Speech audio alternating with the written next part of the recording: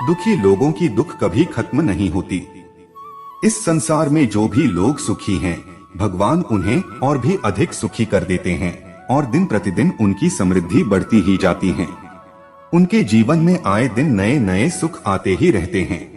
जबकि वहीं कुछ लोग ऐसे भी हैं जो पहले से दुखी हैं और समय बीतने के साथ साथ उनके दुख भी बढ़ता ही जाता है।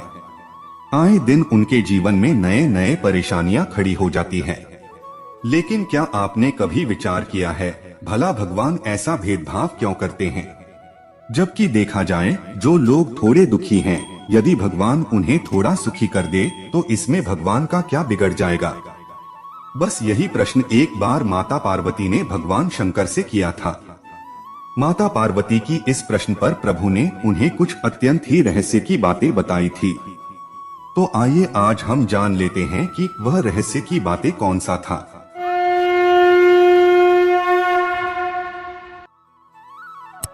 कलयुग की बात है।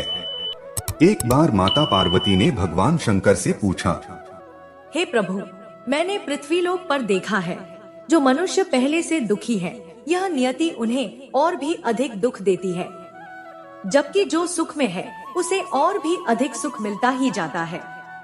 किंतु आज मैं आपसे जानना चाहती हूँ, आप ऐसा भेदभाव क्यों करते हैं? जबकि देखा जाए तो जो मनुष्य पहले से ही दुखी है उसे तो सुख मिलना चाहिए।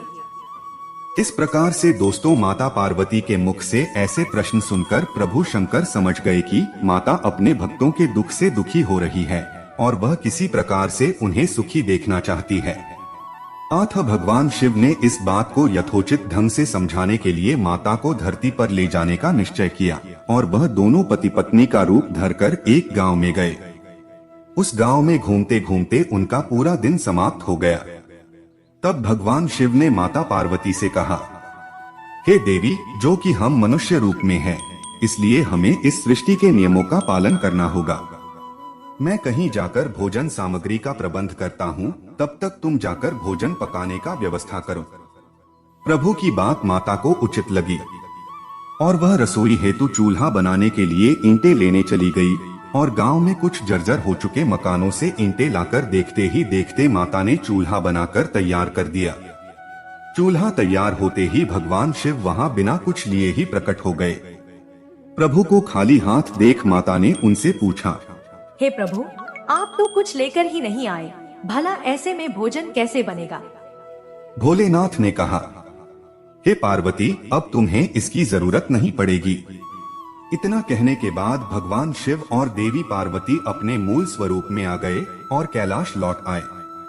कैलाश पर लौट आने के बाद भगवान शिव ने माता पार्वती से पूछा, हे देवी, तुमने चूल्हा बनाने के लिए ईंटें कहां से लाई? माता पार्वती ने भगवान शिव के प्रश्न का उत्तर देते हुए कहा, हे प्रभु, इस गांव में ऐसे बहुत से घर हैं जिनका रखरखाव उचित ढंग से नहीं हो रहा है। उनकी दीवारें भी जर्जर हो चुकी थी, अतः हमने उन्हीं घरों में से ईंटें निकाल कर लाई हूँ। तब प्रभु ने कहा, तो इसका यह अर्थ हुआ पार्वती, जो घर पहले से ही खराब थे तुमने उन्हें और खराब कर दिया।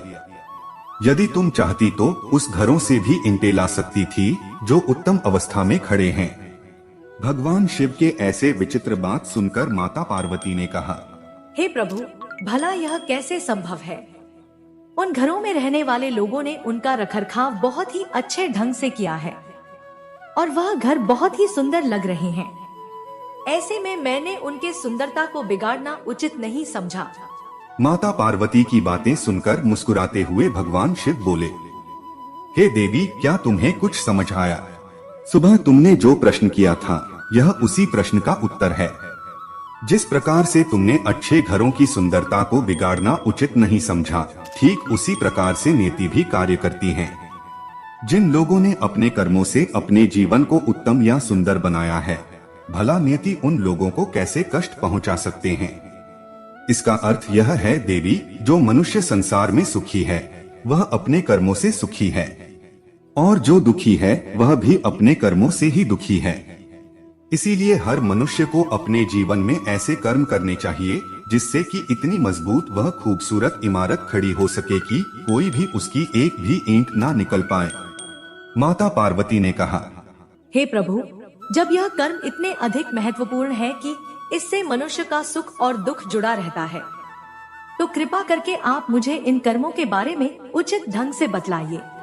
इस पर भगवान शिव ने कहा, हे पार्वती, संसार का कोई भी मनुष्य हो, कर्म के बिना नहीं रह सकता है। वह प्रतिपल कर्म करता रहता है। यदि वह कुछ भी ना करे तो यह भी एक प्रकार का कर्म ही है। इसलिए जीवन में कर्म का और भी अधिक महत्व बढ़ जाता है। यही आगे चलकर नेति बन जाते हैं और यही नेति मनुष्य को सुख अथवा दुख प्रदान करती है। अब मैं तुम्हें कर्मों का रहस्य बताता हूँ, तुम इसे ध्यानपूर्वक सुनो। कर्म 3 प्रकार के होते हैं, जिसमें सबसे पहला कर्म वह है जो मनुष्य अपने मन से या मन में करता है। मन में आने वाले किसी भी प्रकार के शुभ या अशुभ विचार से ही मानसिक पाप या पुण्य का जन्म होता है। भले ही कोई मनुष्य मन में उपजे कर्मों को क्रियान्वित ना करे, लेकिन मन में उपजे विचारों के आने भर से ही वह पाप अथवा पुण्य का भागी हो जाता है। इसीलिए संसार के प्रत्येक मनुष्य को मन में आने वाले बुरे विचार पर ध्यान न देते हुए केवल अच्छे विचारों पर ही गौर करने चाहिए। मन अथवा विचारों को नियंत्रित करने के लिए योग और ध्यान अत्यंत ही जरूरी है। इसके बाद बारी आती है बातचीत कर्म की। और बातचीत कर्म वह है जो मनुष्य अपनी वाणी या वचनों से करता है। मन में कुछ बात आते ही बिना सोचे समझे बोल देना बातचीत पाप की श्रेणी में आते हैं। यदि आपकी बात से किसी को कष्ट पहुंचे तो इससे बातचीत पाप का जन्म होता है, जो आगे चलकर दुख का कारण बनता है। इस सृष्टि में मनुष्य द्वारा कहे गए प्रत्येक शब्द का महत्व है, और यदि वह शब्द किसी दुखी मनुष्य को खुश कर दे तो इससे वैष्णव बोलने वाला मनुष्य बातचीत पुण्य का भागी हो जाता है।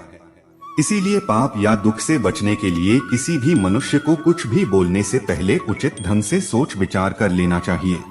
अब बात करते हैं तीसरे प्रकार के कर्म की, जो इस कलयुग में ज्यादातर मनुष्य करते हैं, और वह है शारीरिक कर्म। यदि कोई मनुष्य ऐसे कृत्य करे जिससे कि किसी अन्य मनुष्य, पशु पक्षी या प्रकृति को चोट पहुँचे, तो ऐसा कृत्य पाप की श्रेणी में आता है, जो आगे चलकर उक्त मनुष्य के लिए दुख का कारण बनता है। अतः किसी भी मनुष्य को ऐसे शारीरिक कर्म करना चाहिए जो सेवा या सहायता की श्रेणी में आते हो। और यह सेवा न सिर्फ मनुष्य की बल्कि सृष्टि में उपस्थित समस्त प्रकार के जीव जंतु, पेड़ पौधे तथा प्रकृति के लिए होनी चाहिए। अंत में भगवान शिव कहते हैं, हे पार्वती, अब तुम्हें हमारी कथा जरूर समझ में आई होगी। किसी भी मनुष्य को नियति या ईश्वर दुख नहीं देता है। सुख अथवा दुख मनुष्यों के अपने कर्मों का फल है। जो मनुष्य जैसे कर्म करता है वैसे ही फल वह पाता है। तामूल के पौधे लगाकर उस पौधे में से भविष्य में नारियल के फल की उम्मीद करना उचित नहीं। अपने जीवन में सुख और दुख लाना, यह तो मनुष्य के अपने हाथ में है।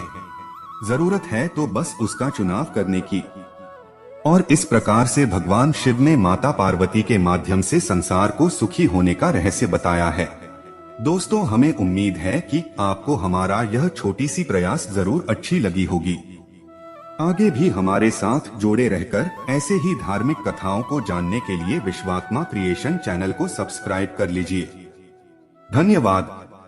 जय श्री कृष्ण।